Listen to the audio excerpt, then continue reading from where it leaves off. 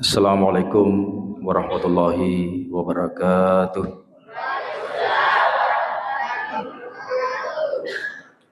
Alhamdulillah wassalatu wassalamu ala Rasulillah Sayyidina wa habibina wa syafi'ina wa nuri qulubina wa qurrati ayunina Sayyidina Muhammad wa ala alihi wa sahbihi wa mawala.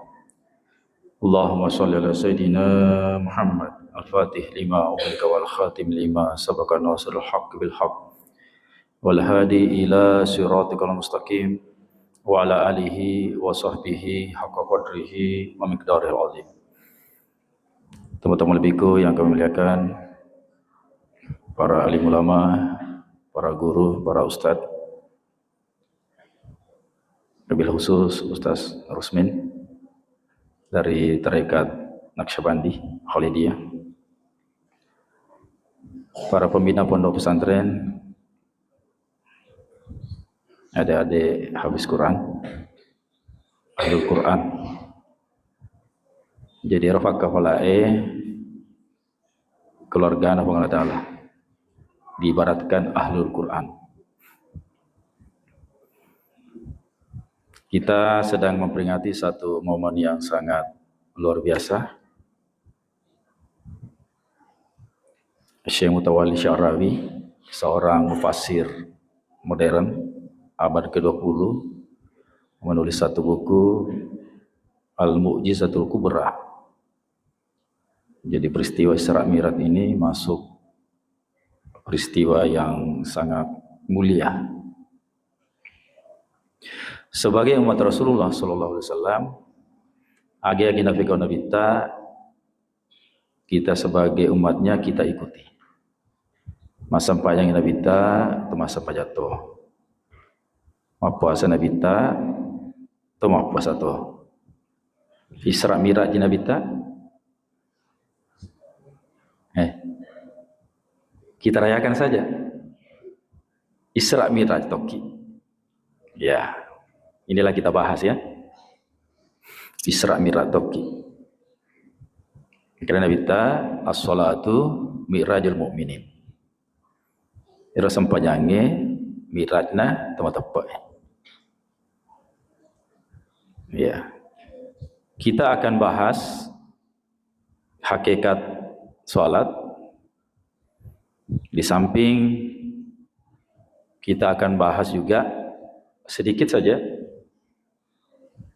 makrifat Isra Mi'raj. Ya. Adik-adikku, tolong fokus. Saya akan kisahkan sekilas peristiwa Isra Mi'raj. Saya mengharap ada yang bisa menjawab dari momen ini. Ya, fokus ya. Ya. Saya keliling ceramah, baru satu masjid yang bisa menjawab peristiwa ini. Semoga terjawab nanti ya. Jadi saya cerita, langsung anak-anakku mengambil kesimpulan ya. Ya, fokus. Ketika Rasulullah sampai di Sidratul Muntaha, fokus ya. Berkatalah malaikat Jibril, wahai Muhammad, cukup sampai di sini saya menemani kamu. Kalau saya masuk, saya akan terbakar atau hancur. Oke? Ya. Kok bisa ya? Padahal malaikat itu tercipta dari cahaya. Kok bisa terbakar? Adik-adikku, di mana Sidratul Muntaha? Yaitu batas ya. Jadi kan langit dan bumi ini ya, langit 7, kemudian arsy, dan puncaknya itu Sidratul Muntaha. Selama ini kita beragama masih sekedar ritual, seremoni, bahkan sholatnya pun ritual.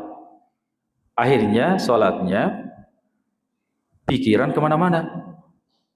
Ibu, utanaiki, madari movi ke masam paja, nare ke masam paja ki pikiran kemana-mana. Bu, Madari Mofi, bahkan mungkin sesomova. Ya jujur ya, bagus. Mending daripada kemana-mana tidak sholat. Pilih mana? Sholat pikiran kemana-mana atau kemana-mana tidak sholat? Mending sholat dan khusyuk. Ya, oke. Fokus anak-anakku. Jadi kata malaikat Jibril, cukup sampai di sini, saya temani kamu wahai Muhammad. Kalau saya masuk, saya hancur. Terbakar setelah saya. Setelah itu Rasulullah masuk,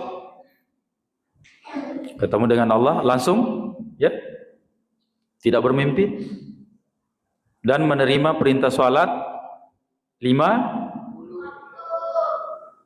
apa 5 waktu? Ya 50, ditawar sampai 5 waktu. Setelah itu Rasulullah turun. Ada yang mengatakan 3 bulan kemudian Rasulullah baru melaksanakan sholat.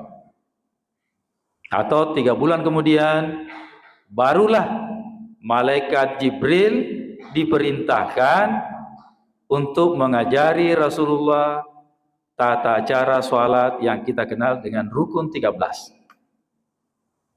Nah, sekarang pertanyaannya, adik-adik, adakah yang ganjil dalam peristiwa ini? Saya kasih waktu 2 menit. Ustadz, ada yang ganjil peristiwa ini? Coba. Ada nggak yang aneh peristiwa ini yang saya ceritakan tadi? Ayo. Nggak ada yang bisa jawab? Saya langsung jawab nggak? Apa? Kenapa baru 3 bulan baru ditanya? Itu penentunya. Oh, bukan, belum itu. Jadi semasa 3 bulan ini Rasulullah masih terlena, terbuai dengan suasana Isra Mi'raj. Tapi bukan itu jawabannya, belum.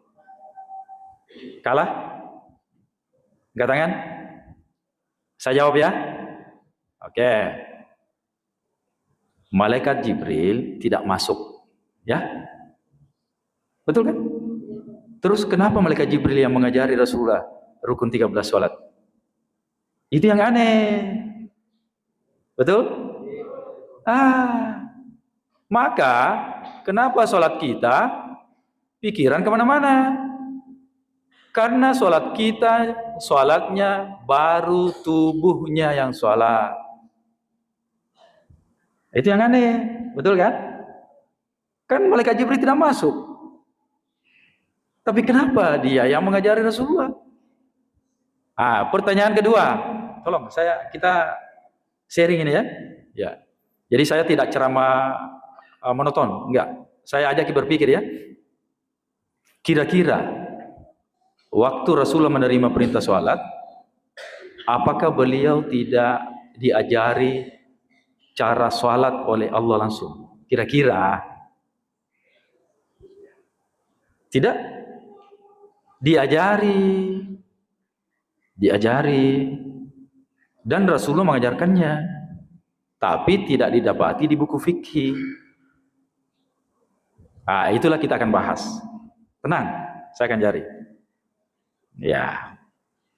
Sebelum kita melangkah lebih jauh, jadi kita akan bahas hakikat sholat. Jadi insya Allah setelah kita mendengarkan nanti hakikat sholat, mulai sholat subuh nanti atau tahajud, insya Allah kita mulai khusus sholatnya. Budi, insya Allah. Ya, alangkah beruntungnya orang yang hadir pada tempat ini. Ya, selama ini sholatnya pikiran kemana-mana, insya Allah akan khusus sholatnya. Sebagai mukadimah, perlu kita ketahui Bapak Ibu, kalau perintah sholat itu diperintahkan kepada orang beriman dan seluruh nabi dan rasul. Adik-adik, garis bawah ya. Perintah sholat diperintahkan kepada seluruh orang beriman, apalagi nabi dan rasul. Berapa jumlah Nabi dan Rasul? 25? Ayo, berapa jumlah Nabi dan Rasul? 25? 124.000. 100, dan semua diperintahkan sholat. Tasangamai maka dia Nabi Adam di nasampaja, Nabi Isa di nasampaja. Saya akan bahas nanti tata cara Nabi Isa sholat di dalam kitab Injil. Lebih detail dibanding tata cara sholat orang Islam. Kami sekarang menulis buku tafsir Asrarul Quran. Otomatis kami juga adakan kajian perbandingan kitab. Jadi di rumah ada kitab Taurat, ada kitab Injil, ada Zabur, apalagi Al-Quran.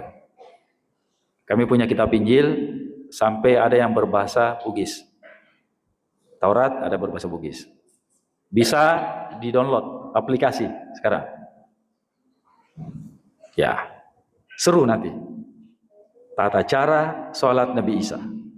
Lebih lengkap, lebih detail daripada tata cara sholat orang Islam di dalam kitab.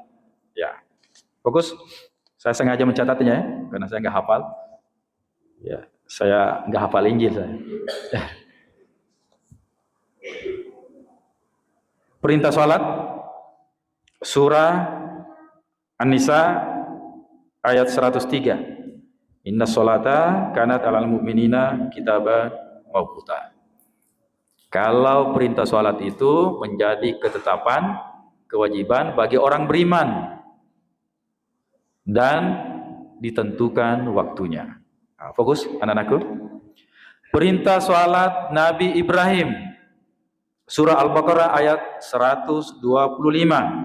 Wattahizu min maqami Ibrahim musalla wahidna ila Ibrahim wa Ismaila an tahhira baiti lit-taifina wal akifina war ruk'is sujud. Itu perintah salat kepada Nabi Ibrahim. Perintah salat kepada Nabi Musa. Kalau bisa dicatat ya, tapi direkam ya. Alhamdulillah. Surah Yunus ayat 87. Perintah salat kepada Nabi Musa. Yunus 87. Wa ahayna ila Musa wa akhihi antabawwa liqaumikuma bimisri buyuta waja'alu buyutakum ila ayat aqimus sholata wa basyiril mu'minin. Itu perintah salat kepada Nabi Musa. Artinya kami perintahkan kepada Nabi Musa dan saudaranya Harun, ambillah tempat di Mesir sebagai rumah kamu dan jadikan tempat ibadah dan dirikan sholat dan berilah kabar gembira kepada orang beriman. Kemudian perintah sholat kepada Maryam. Siapa Maryam? Ibunya Nabi Isa. Coba lihat ya.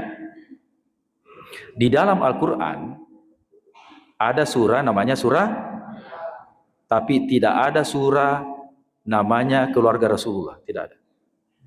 Harusnya ada surah namanya surah Aminah. Betul? Tapi kenapa tidak ada? Oke. Perintah sholat kepada Maryam. Maryam ini dia posisinya nabi, tapi bukan rasul. Yang nabi itu banyak ya. Nabi Haidar. Sering dengar kan? Gurunya Nabi Musa, itu nabi itu, masih hidup sampai sekarang. Ya. Surah Ali Imran ayat 43. Ya Maryam uqnuti lirabbiki wasjudi warka'i ma'ar raki'in. Artinya, wahai Maryam, taatlah kepada Tuhanmu dan sujudlah dan rukuklah bersama orang-orang rukuk. Bisa dibayangkan kan? Jadi sholatnya Maryam sama, ruku dan Sujud. Oke. Sekarang fokus, adikku, fokus. Perintah salat kepada Nabi Isa. Ini penting sekali. Kita fokus di sini ya. Karena Nabi Isa, Nabi sebelum Nabi Muhammad. Ya. Fatra waktu 500 tahunan ya. Ya. Yang menjadi bahan apa ya? Antara dua agama ini karena masing-masing agama misi ya. Di sini penting sekali kita pelajari. Ternyata Nabi Isa ibadahnya salat. Catat surah Maryam ayat 31. Ya, surah Maryam ayat 31. Wa ausani bis sholati waz zakati ma dumtu hayya. Ya. Artinya saya diperintahkan untuk sholat dan mengeluarkan zakat selama saya hidup. Coba, ternyata Bapak Ibu, Nabi Isa pun sholat dan zakat. Ternyata agama itu satu Islam. Yang agama lain itu diambil dari umatnya atau kaumnya, ada yang diambil dari nabinya. Tapi hakikatnya agama itu adalah satu, agama tauhid. Mapasewa ya. Ya, dan ibadahnya sholat. Ingat ya? Adik-adik ya? Oke, sekarang fokus. Cara sholat Nabi Isa. Ini dijelaskan di dalam kitab mereka, yaitu Nehemia. Ya, Nehemia ini pasal ya. Kalau Alkitab, kalau kita surah. Pasal Nehemia atau bab pasal 8 ayat 5. Nanti bisa di-download Injil berbahasa Arab, Inggris, Indonesia. Nanti dicocokkan. Saya sengaja mengambil bahasa Arabnya karena bahasa Arabnya ini tidak melenceng. Beda kalau sudah ke bahasa asing lain, kadang rubah. Allah sendiri yang mengatakan, mereka rubah. Jadi kita ambil yang paling akurat, ya. Surah atau pasal Nehemia ayat 8. Bab 8 ayat 5, ya. Saya bacakan Arabnya dulu. Wa baraka azra rabb al-ilahil azim wa ajaba jami'u sya'bi amin. Amin. Rafi'ina aidihim wa sajadu lirabbi ala wujuhihim ilal ardi. Ya, di dalam kitab Perjanjian Lama atau Taurat. Ya. Oke, artinya fokus adik-adik, tata cara Nabi Isa ya, salat. Lalu Ezra memuji Tuhan Allah yang Maha Besar. Jadi saya bacakan juga terjemahan Indonesia. Ezra ini pendetanya atau ulamanya, mereka katakan rasulnya. Jadi tata cara sholatnya begini ya. Lalu Ezra memuji Allah yang Maha Besar. Apa bahasa Arabnya? Allahu Akbar. Ya. Allah Maha Besar, apa bahasa Arabnya? Allahu Akbar. Ya. Dan semua menyambut dengan amin, amin. Sambil mengangkat tangan. Begini ya. Anggaplah takbir, ya. Ini kitab Taurat ini, ya. Sambil mengangkat tangan, kemudian mereka berlutut. Rokok. Kemudian sujud. Kemudian sujud menyembah kepada Allah dengan muka sampai ke tanah. Apa artinya muka sampai ke tanah? Sujud. Subhanallah. Ternyata Nabi Isa salat, dan itu dijelaskan di dalam kitabnya Perjanjian Lama atau Taurat. Subhanallah. Tidak ada? Di itu gak kekurangnya tata cara salat. Hadis itu lebih jelas di dalam kitabnya tata cara salat Nabi Isa. Kemudian Nabi Isa tahajud. Kata Nabi Isa tahajud di dalam Perjanjian Baru atau Injil, pasal Lukas 6 ayat 12. Ya, bisa dilihat nanti. Bagi yang ingin lebih detail, saya ada catatannya. Nabi Isa tahajud. Saya bacakan bahasa Arabnya ya, Injil bahasa Arabnya. Wa fi tilkal ayyam kharaja ilal jabali liyusalli wa qadal laila kullahu fis sholati lillah. Pada suatu ketika, suatu hari, fokus Ibu, Nabi Isa keluar ke puncak gunung liyusalli. Apa bahasa Indonesianya liyusalli? Salat malam ya. Dan beliau menghabiskan semua waktunya malam itu salat semalam-malaman. Salat semalam-malaman. Pada Nabi kita masa baca tahajud Pak Dik, sampai bengkak kakinya. Subhanallah. Rasulullah salat tahajud, as-salatul wusta. Ayatnya, Nabi Isa pun tahajud di dalam surah Lukas pasal 6 ayat 12. Boleh di-download? Boleh beli? Ya, kami sudah punya. Bahkan berbahasa Bugis ada. Siapa tahu penasaran, silakan ke rumah. Lihat, oh begini kitab Injil ya, begini kitab Taurat ya. Nah, apalagi penghafal Quran ya, saya rasakan sendiri deh. Jadi saya sekarang menafsir ya. Itu memang bukti kita percaya kepada kitab. Kita harus percaya kepada semua kitab. Meskipun kita percaya kalau kitab mereka dirubah, karena Allah sendiri yang menerangkan. Ya, gitu ya. Jadi jangan takut mendengar atau sementara mereka ada namanya apologet ya, mempelajari agama kita, tapi dengan tujuan untuk menyerang kita. Nah, kita pelajari kitab mereka untuk tujuannya apa? Membentengi akidah kita, anak-anak kita biar tidak dimurtadkan. Begitu sebenarnya. Ya, tetap lakum dinukum waliyadin. Tidak ada paksaan dalam beragama, tapi enggak ada salahnya kita pelajari kitab mereka. Lebih meyakinkan. Baru dengar kan? Kalau Nabi Isa sholat? Iya. Ada ayatnya Al-Quran surah Maryam ayat 31 dan ada ayatnya di dalam Injil Taurat. Kesini mereka mengkaji ya, oke. Nah, jadi sekarang kita fokus masuk ke tema khusus bagaimana sholat khusyuk. Bu tanya ke jolo Bu. Jadi angkat tangannya yang sholatnya masih pikiran kemana-mana. Semuanya ya. Ya adik-adik juga kan.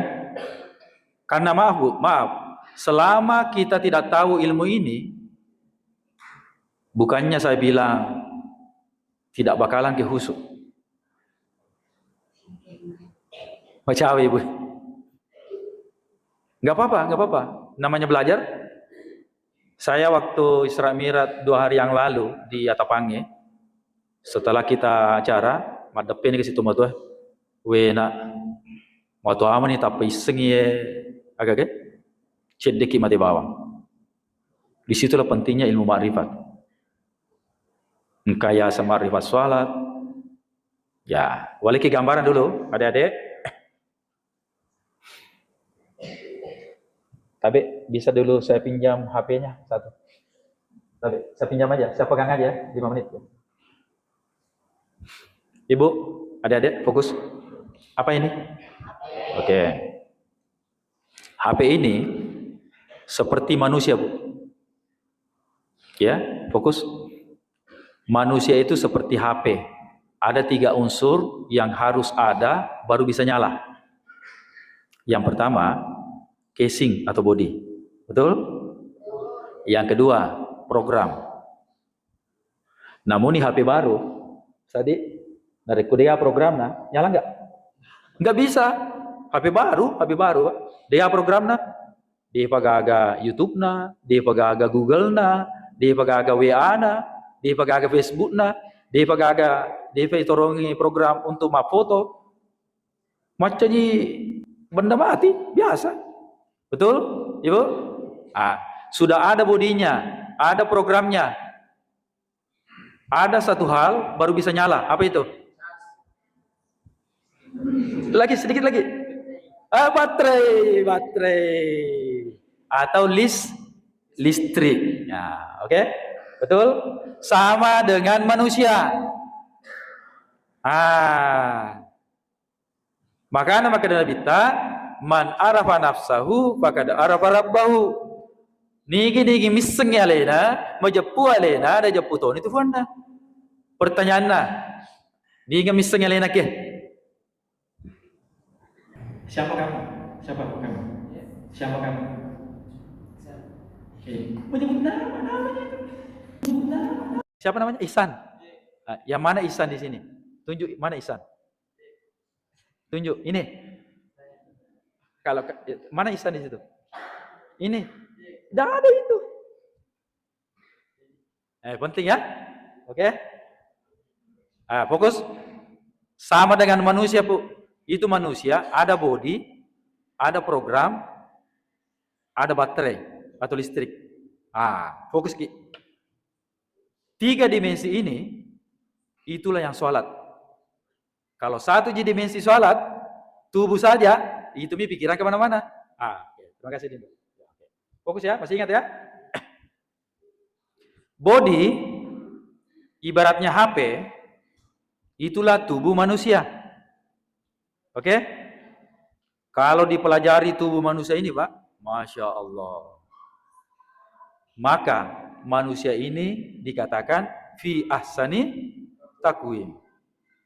Ciptaan Allah yang paling sempurna manusia. Bahkan kata Allah, al-mu'minu mir'atul mu'min. Manusia itu cerminnya Allah. Cermin, bayangkan. Kalau kita bercermin, apakah sama dengan yang bercermin? Sama. Betul? Apanya sama?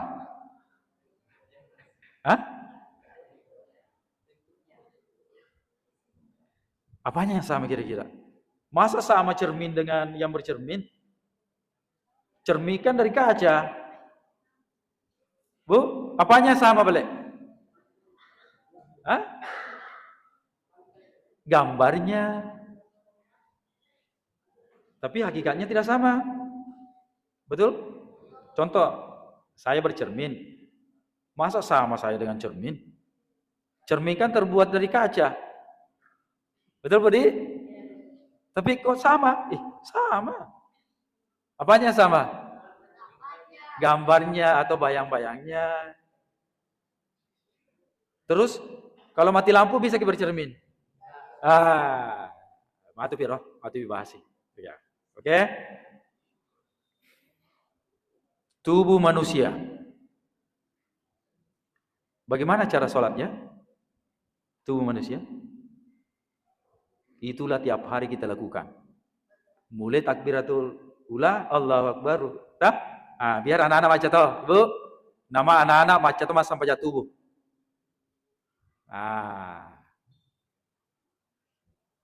Betul? Tubuh menghadap ke kiblat. Terus kalau diiseng kiblat, makanya kalau diiseng kiblat, menghadap ke mana Ki? Kalau kita tidak tahu Ka'bah, misalnya kita masuk ke hutan, tersesat, tidak ada kompas, bagaimana itu?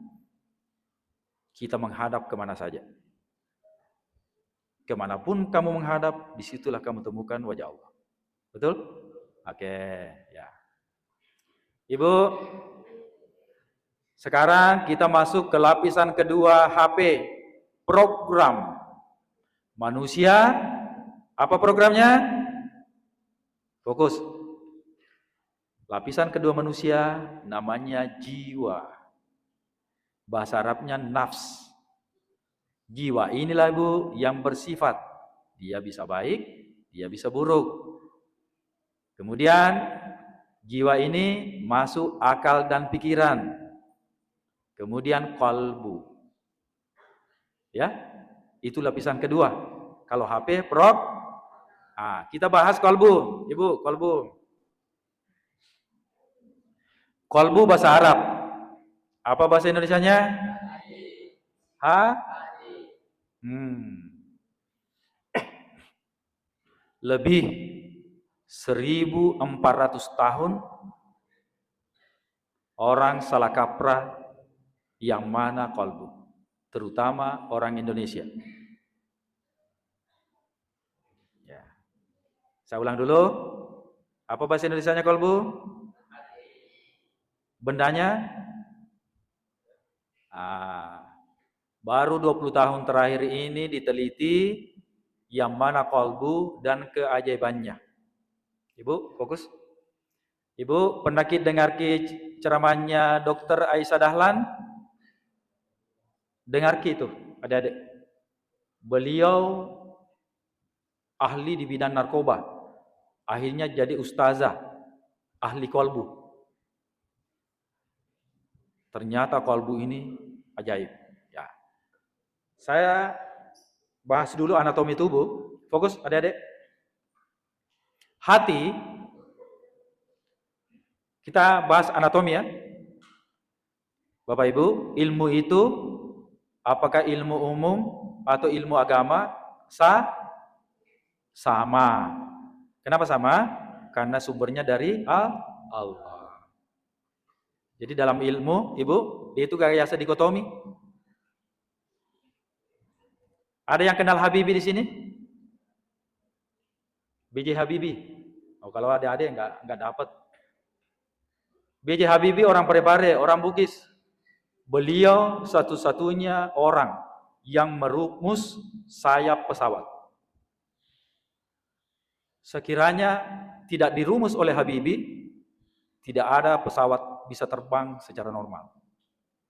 Kehebatannya Habibie. Beliau bisa merumus. Bahkan pesawat itu retak sekecil rambut, beliau rumuskan. Akhirnya kita bisa naik pesawat sekarang dengan santai dan tidak rusak pesawatnya. Sayapnya ya, Habibie. Ilmunya Habibie ilmu pesawat. Orang barat mengatakan beliaulah orang yang paling soleh karena banyak pahalanya. Pahalanya banyak Habibie kan? Bikin saya pesawat.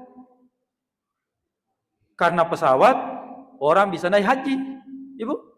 Bisa naik umrah, banyaknya pahalanya Tidak nih. Padahal ilmu umum. Itu kisahnya Habibie. Satu orang yang kalah pintar di Jerman. Itu orang Yahudi. Suatu ketika penasaran Habibie. Agak kelebihan nih yang gue tahu ya. Nah kalah kak. Akhirnya juga mak benih ke bulana. Kebiasaan Habibie itu bangun tahajud jam-jam 3.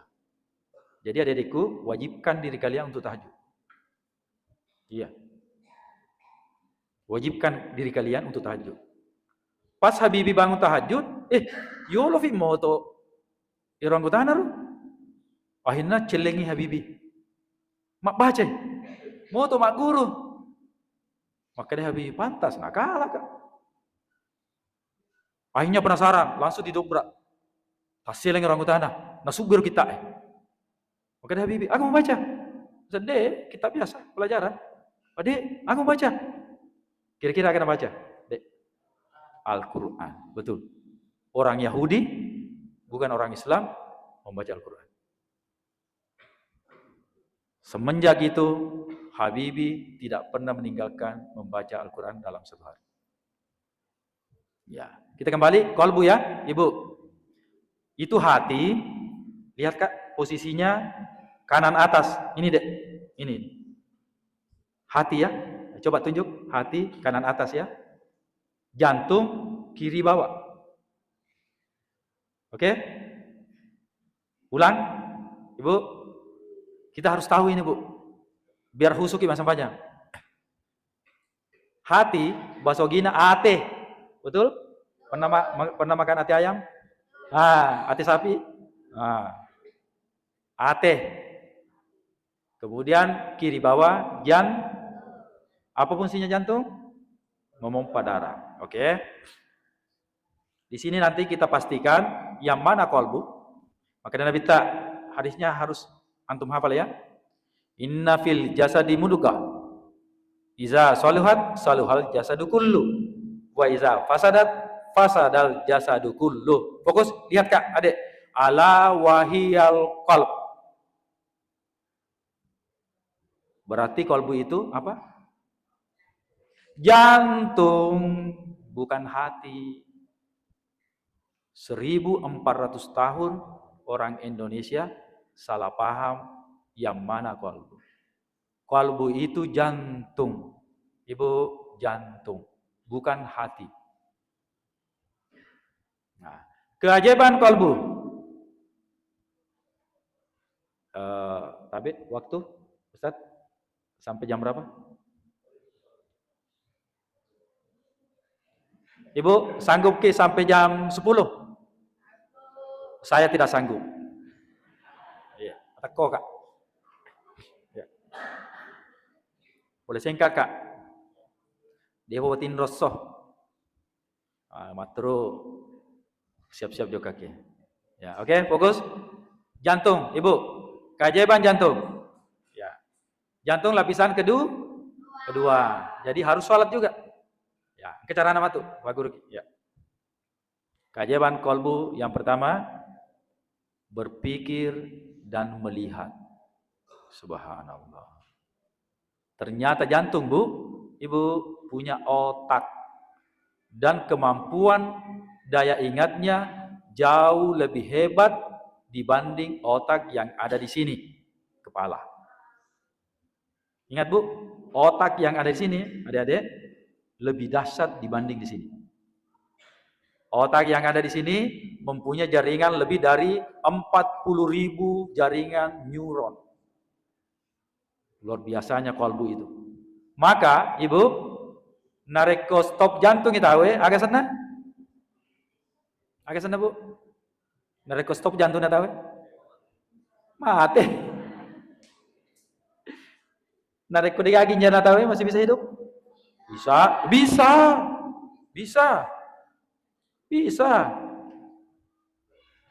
Kalau digaging ginjal tahu bisa hidup?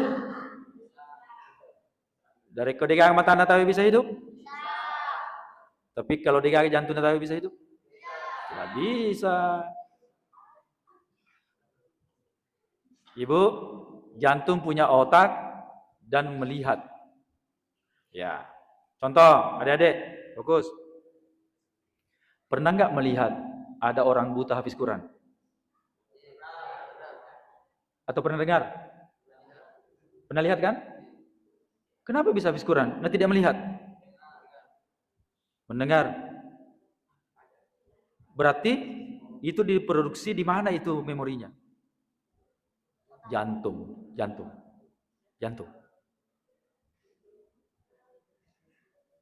Coba tidak melihat.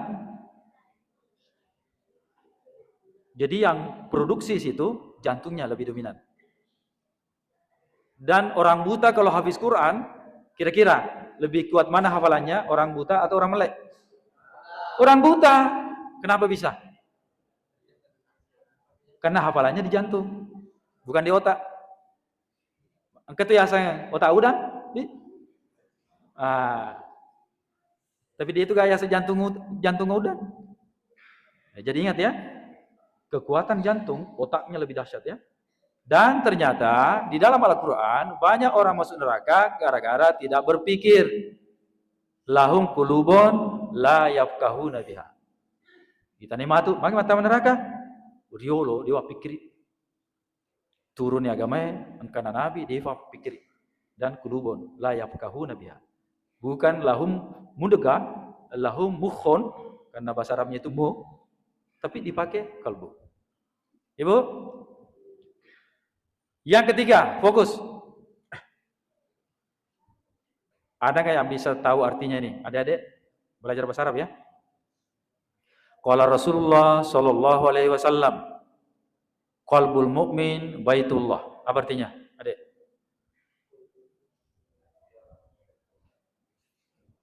Qalbul mu'min baitullah. Ustaz? Subhanallah. Ibu, ero kalbuta Bolana puang Allah Ta'ala. Subhanallah. Saya tanya Ki, Adek, Ibu, di mana Ka'bah sekarang? Di Mekah. Berapa lama kalau kita naik pesawat ke sana? 10 jam. Oke. Apakah semua orang bisa melihat Ka'bah? Tidak. Itu orang melihat Ka'bah kalau haji dan umrah. Apakah semua orang bisa naik haji? Tidak.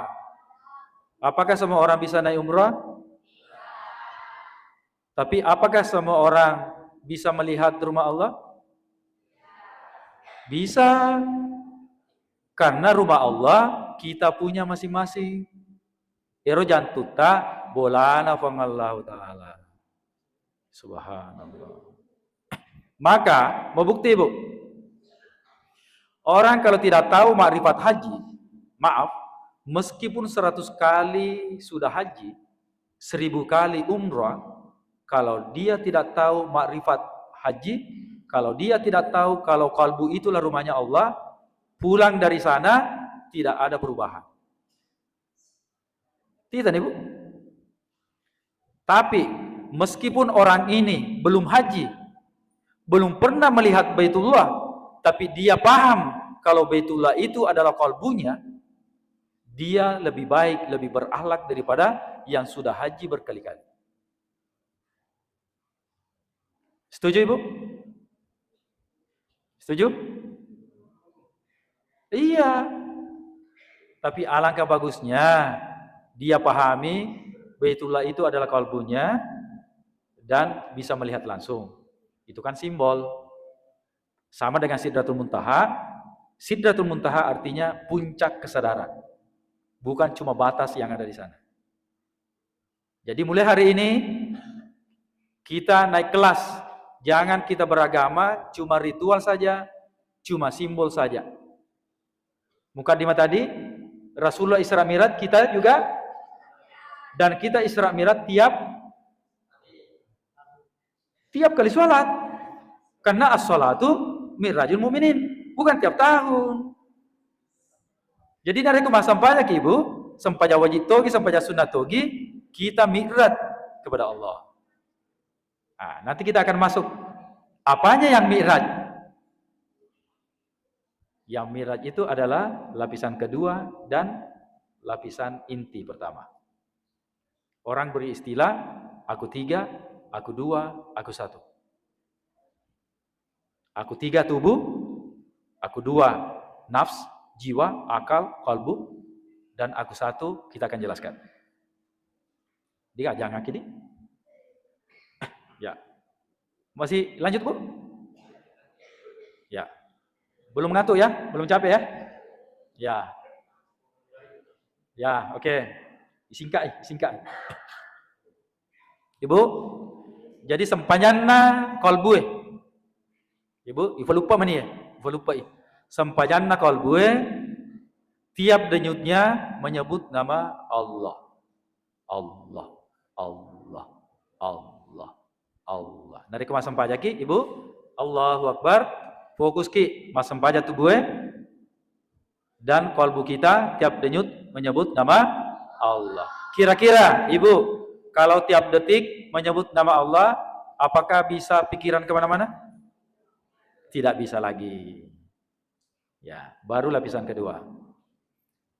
Kita langsung lompat lapisan terakhir. Kalau HP apa tadi? Baterai atau listrik. Listrik itu fungsinya energi. Bagi manusia, apa lapisan ke-1 ini?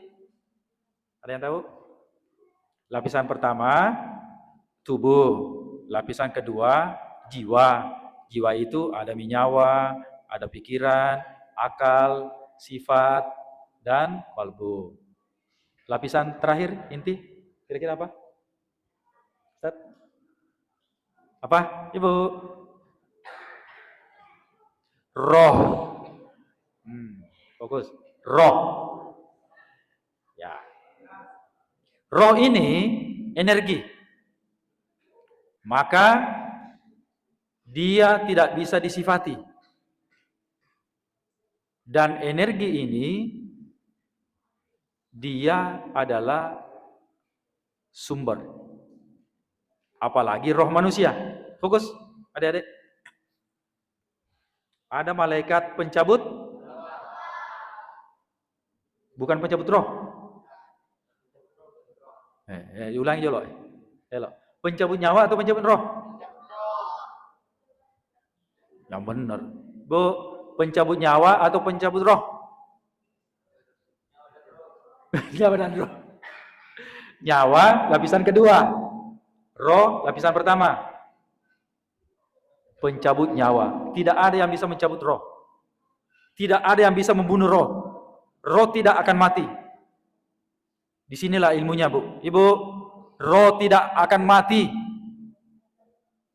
Nariko mati tahu masarami nyawana. Roh tetap ada. Tidak ada yang bisa membunuh roh. Meskipun malaikat mencabut nyawa. Kenapa? Fokus. Kenapa? Roh manusia tiupan Allah, bukan ciptaan. Fokus ke Ibu.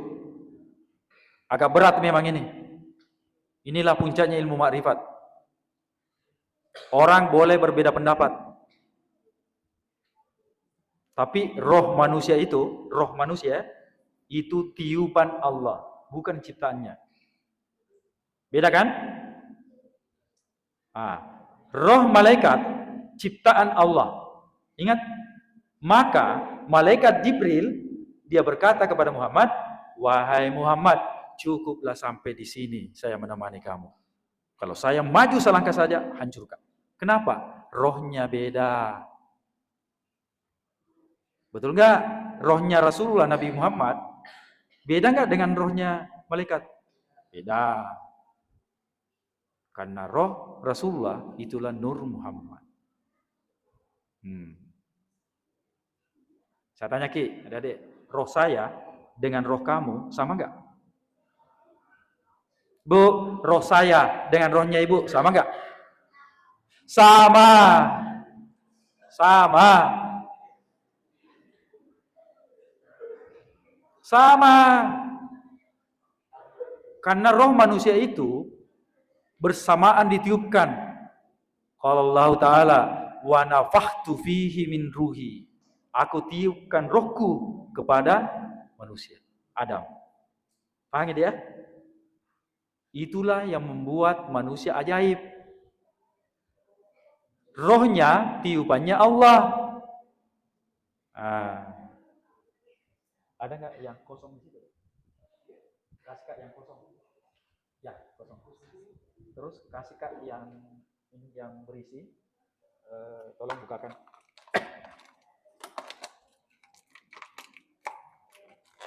Saya minta tambahan waktu tadi. Saya harus jelaskan ini.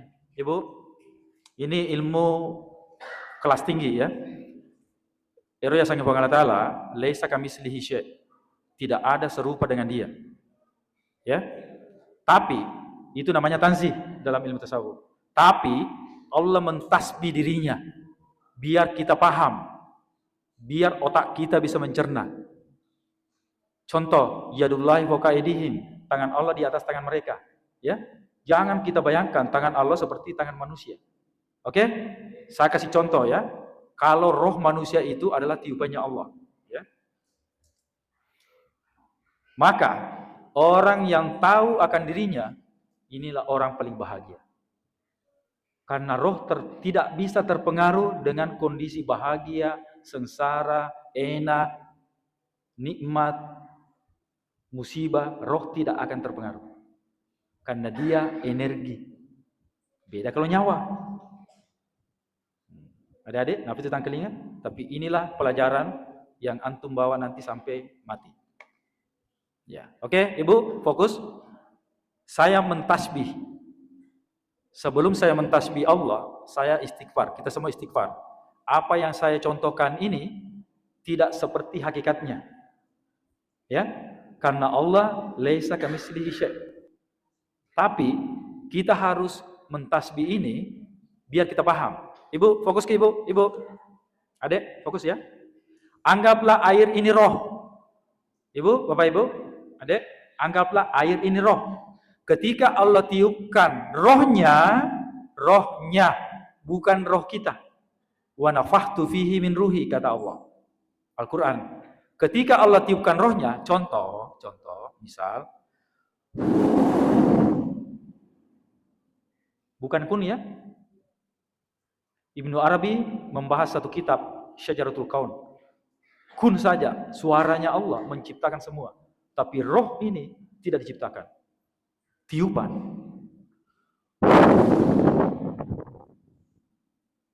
Ya, oke?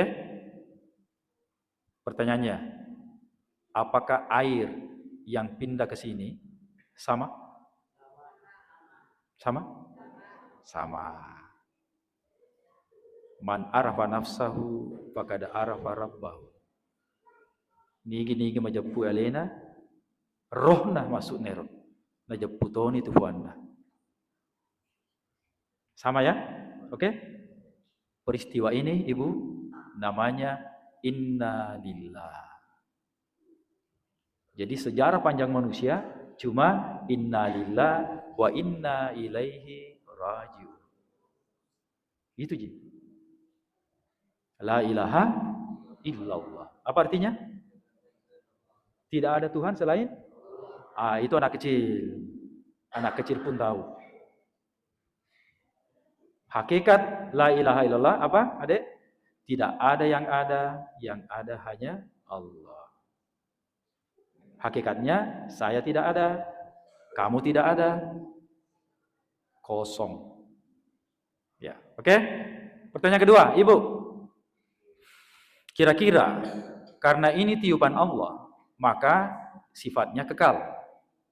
Maka roh ini tidak bisa dibunuh, tidak bisa mati. Karena dia tiupan Allah yang maha kekal. Oke, pertanyaannya, Adek. Kira-kira mana lebih kekal nanti, roh manusia atau matahari? Matahari. Roh manusia? Betul. Kenapa? Karena roh manusia tiupan, matahari cipta. Oke, pertanyaan ketiga, Ibu. Kira-kira mana lebih kekal, roh manusia atau surga? Ya. Ayo. Benar. Sama-sama. Ibu, roh manusia atau surga? Roh. Kenapa kira-kira? Karena tiupan Allah. Surga itu cipta. Suatu saat nanti surga akan hilang. Benar. Akan ada kiamat kedua. Coba kosongkan ini. Minum saja. Kosongkan. Oke? La ilaha illallah, tidak ada yang ada hanya Allah. Semua akan kembali kepadanya. Dan huwal awwal wal akhir. Dia yang awal, dia yang akhir. Kamu hakikatnya tidak ada, saya tidak ada. Mau bukti? 100 tahun yang lalu kamu tidak ada. Sekarang ada. 100 tahun lagi kamu tidak ada. Betul? La ilaha. Kita semua kosong. Ibu, fokus. Untuk saya ingat ya, baru saya ceramahkan ini. Ini gelas. Berisi? Apa bahasanya lainnya? Kosong. Oke. Apakah kosong itu ada? Saya ulang. Apakah kosong itu tidak ada? Ibu? Apa alasanmu bilang ada? Oh, pintar ini anak ini. Pintar sekali ini. Kosong itu ada. Ibu, kosong. Ada nggak? Ada. Ada. Benar, ada. Contoh. Yang, lihat ini. Yang di samping-samping sini, kosong. Kosong kan? Ada nggak? Ada. Nanti malam, ini masjid kok Ada nggak?